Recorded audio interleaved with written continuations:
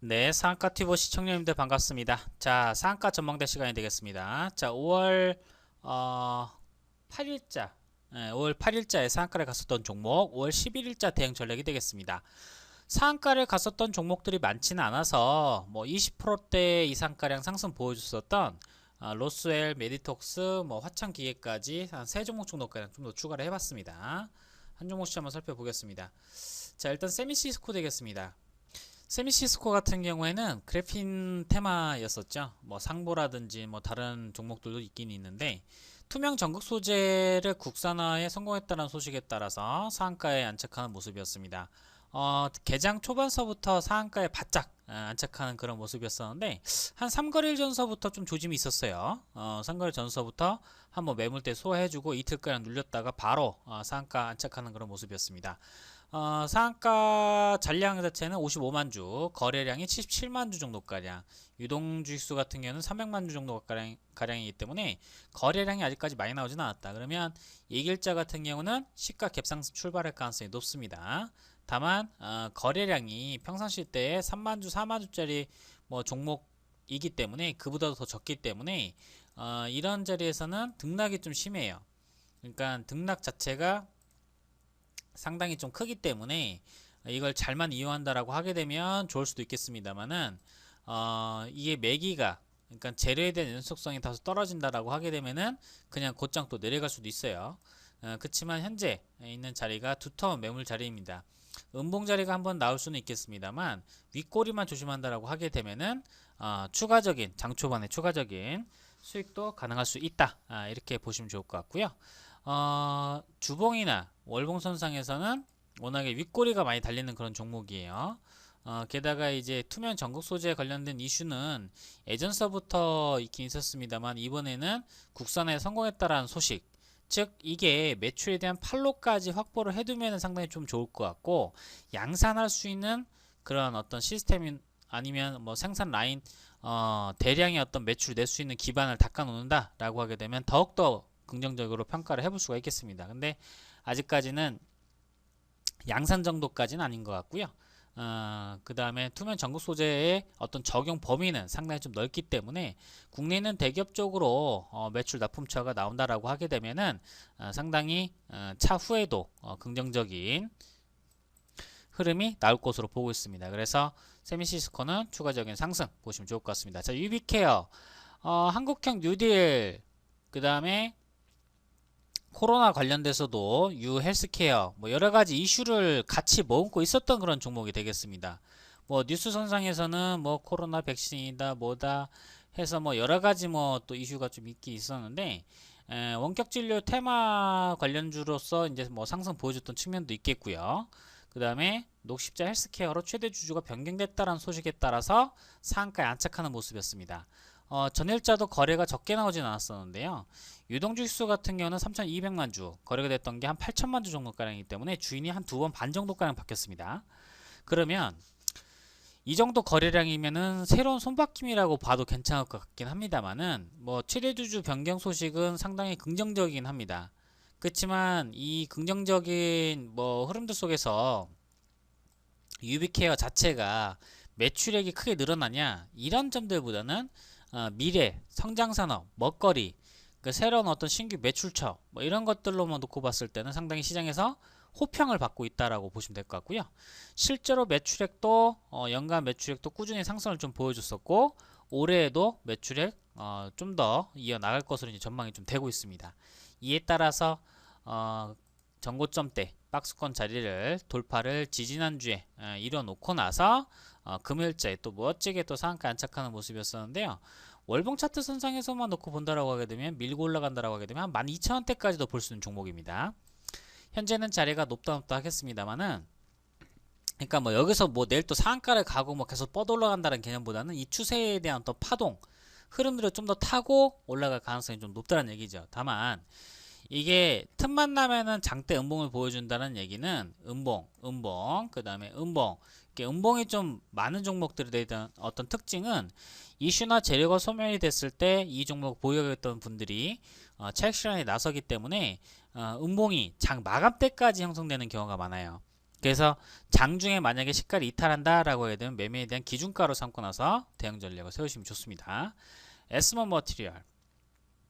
에스몬 머티리얼 같은 경우는 제가 전일자 상한가 분석에서도 이격, 이평선들 간의 괴리가 좀 있기 때문에 제가 여기 한 4,500원쯤 이렇게 한번 체크를 한번 해드렸던 것 같아요. 거래가 좀 나오긴 했습니다만 잔파동 정도까지는 좀 더 남아있다라고 보시면 될 것 같고요. 아직까지는 관리 종목에다가 뭐 매출 실적이나 이런 부분들 보게 되면 불안불안해요.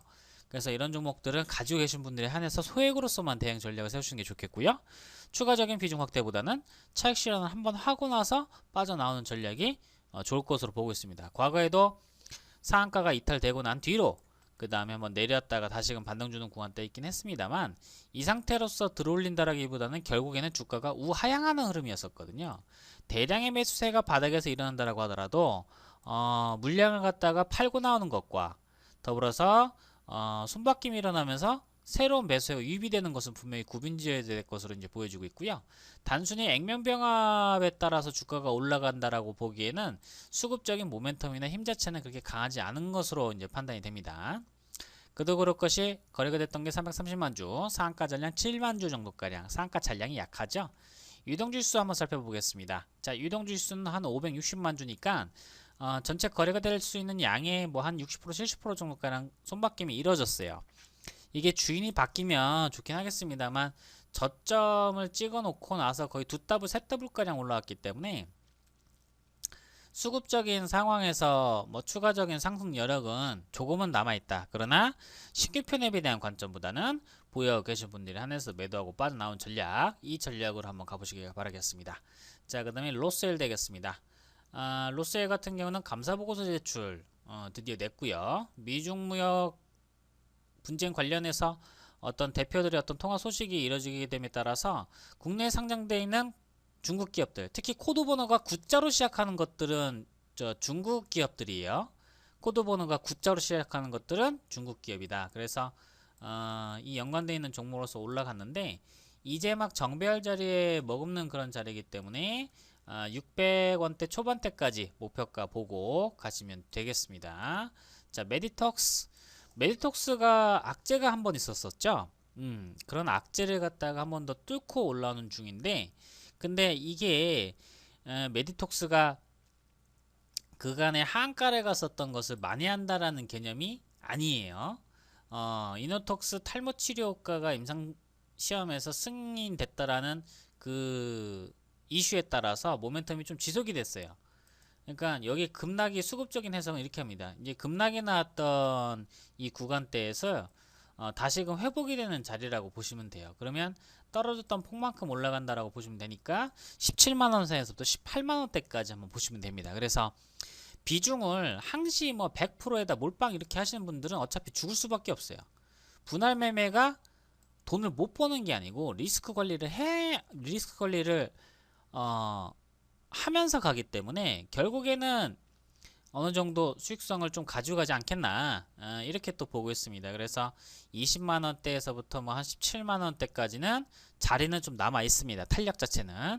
근데 거래가 전체 유동거래량 주수에 대비해서 한 절반 정도 한 45% 47% 정도가량 발생한 상황인데요. 상한가는 아니죠.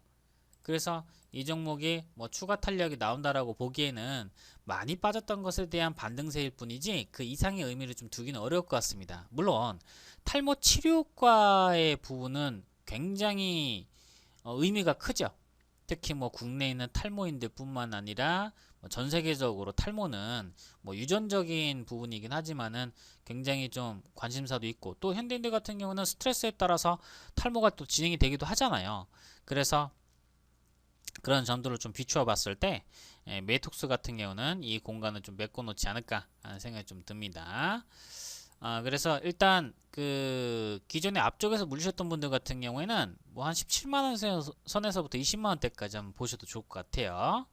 그리고 그 앞쪽에 매수가 좀 들어갔던 흔적들은 여기하고 한 이 정도 가량으로 좀 보여지는데 그게 17만원 전후한 가격입니다. 그쯤 가게 되면 매물이 좀 많이 나올 거예요. 그러니까 너무 목표가를 높게 잡지 마시고요. 좀 쉬었다 간다라고 하더라도 실질적으로 저 탈모 치료와 관련되어 있는 이슈는 사실 글로벌 제약사들 같은 경우도 포기했다시피 한 겁니다. 예, 포기하다시피 한 거예요. 탈모, 그 다음에 이제 치매, 이 관련된 이슈들 같은 경우에는 치매, 탈모, 비만 이 세 가지 섹터 같은 경우에는 뭐 어떻게 보게 되면 인류의 영원한 희망? 예, 이걸 또 개발해서 진짜로 치료제다라고 할 수 있을 만한 것을 내놓는다라고 하게 되면은 시장에서 이거보다는 2배, 3배 이상 더 갈 수가 있겠죠.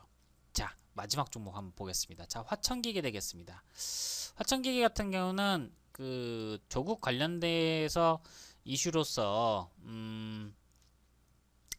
뭐 그 뭐 뉴스를 좀 확인을 해보시면 이제 기각이 영장이 기각이 됐다라는 뭐 소식 뭐 이런 게 있었는데, 그러니까 추가 구속영장 기각보다는 법원 쪽에서는 일단은 석방을 해준거나 이제 마찬가지죠. 그리고 어차피 조사가 다 끝났던 상태에서 구속에 대한 사유가 충분하지 아니할 때에는 막연하게 재판이 다 끝나지도 않았는데 막연하게 이제 가두기는 좀 어렵다라고 좀 보고 있는 것 같습니다. 뭐 물론 이제 그 법리적인 해석 자체는 제가 뭐 섣불리 하기는 어렵겠습니다만, 좀 말이 조심스럽네요. 하긴 어렵겠습니다만, 일단 그러한 이슈가 이 화천기계에 얼마나 큰 영향이 있을지, 둘째, 재판이 끝나지 않은 상태에서 차후에 좋게 나올지 안 좋게 나올지에 대한 여부는 그건 모르는 거예요. 영장이 기각됐다라는 거 하나만으로도 단기적으로 호재가 될 수 있습니다만, 재판에 대한 판결이 나온 것은 아니기 때문에 일단은 장대 음봉을 메꾸는 장대 양봉자리로 놓고 보시고 4,500원대 전후한 자리에서 매매에 대한 타이밍들 한번 보시면 될 것 같습니다. 뭐 연속적인 이슈나 재료는 아니기 때문에 기존에 가지고 계셨던 분들에 한해서 매도하고 빠져나온 전략 한번 써보시길 바라겠습니다. 자, 이렇게 해서 5월 11일자 상한가 전망대 제가 20% 이상가량 올라갔던 종목들을 체크를 한번 해드렸고요. 구글 플레이스토어에서 상한 레이더 어플 꼭 가입하셔가지고요, 좋은 종목들과 전략들 추가적으로 한번 받아가 보시길 바라겠습니다. 다음주 한 주도 수익들 많이 내시고요, 파이팅 한번 하십시오. 수익 대박 나십시오. 고맙습니다.